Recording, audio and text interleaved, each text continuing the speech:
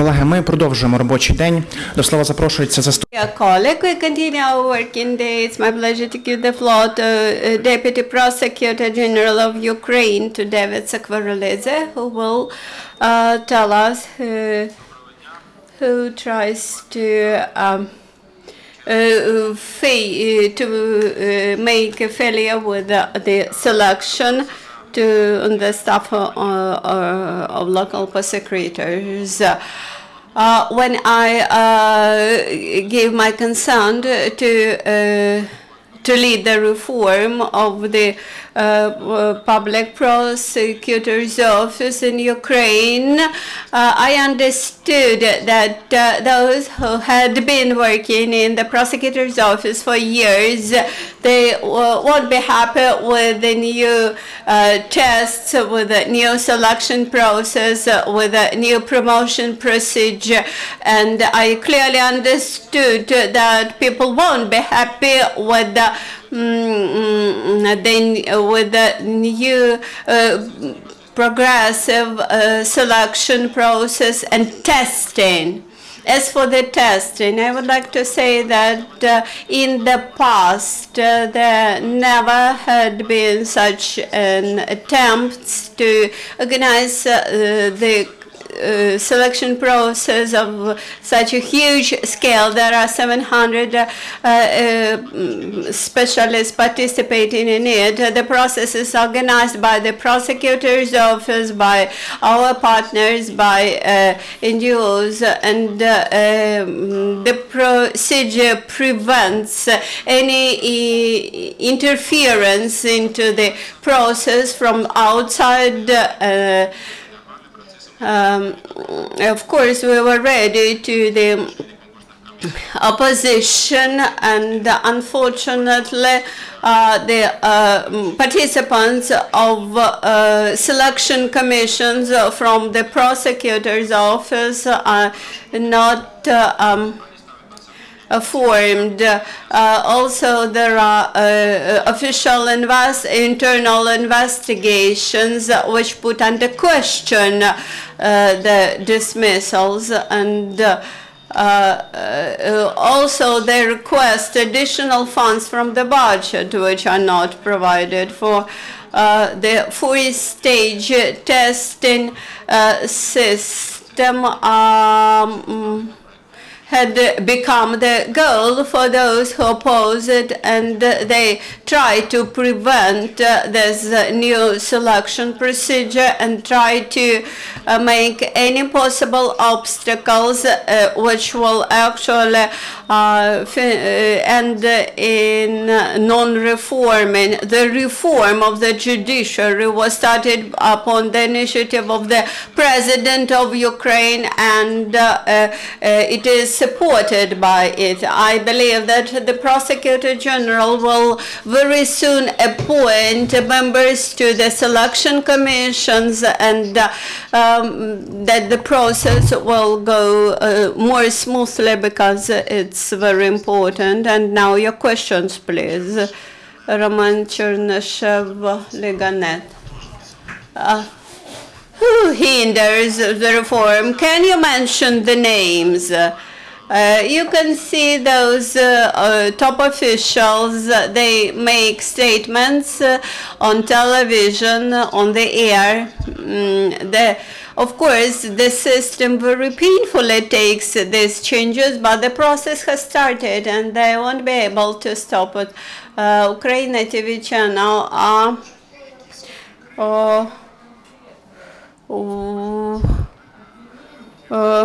there were some claims that the tests contain mistakes. It's funny to discuss any mistakes in the tests when there are 5,000 questions, and by the way, we have deleted those questions which contained mistakes.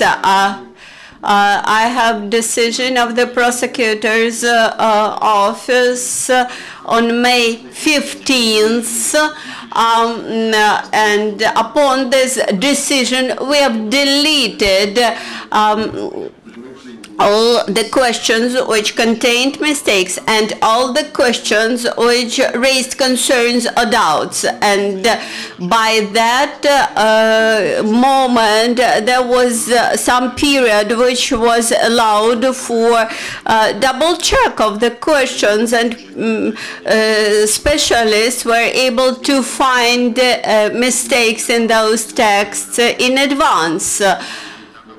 Here I have the list of working group and agreement with the OSCE. They have made an agreement with the professors of the Yaroslav Mudry Academy in Kharkiv, and these are more than 15 professors in law, and they were very closely involved, and this is a guarantee of the high professional level of this process.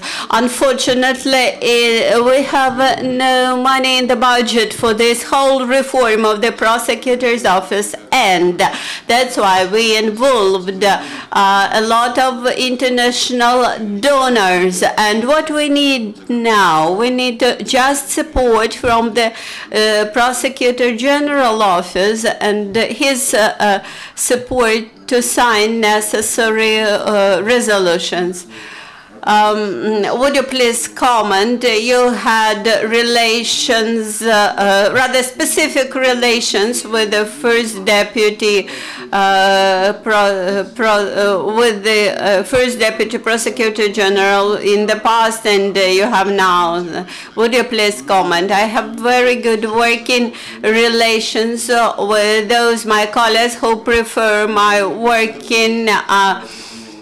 Who prefer work in communication. I don't think that it's right to communicate with your immediate colleagues via press conferences, and I am ready to cooperate with all my colleagues who might be interested in finalizing this prosecutor's office. And it will eventually finish with new staff, the new prosecutors and the deputy prosecutors who will pass the please ask about the diamond prosecutor. That's not the topic of today's briefing. It's not politics to debate the topic, and the both sides will participate in the court proceeding. I have answered to you.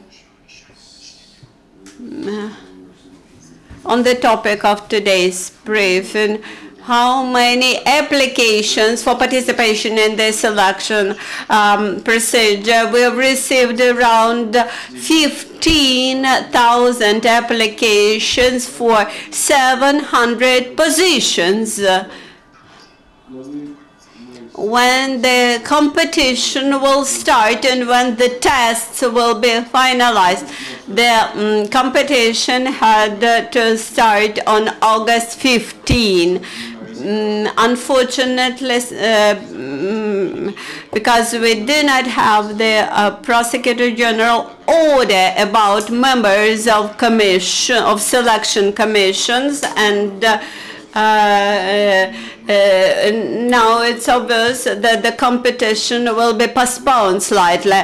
Now our staff is calling to all our applicants, and now we expect that in late August we will have all commission members.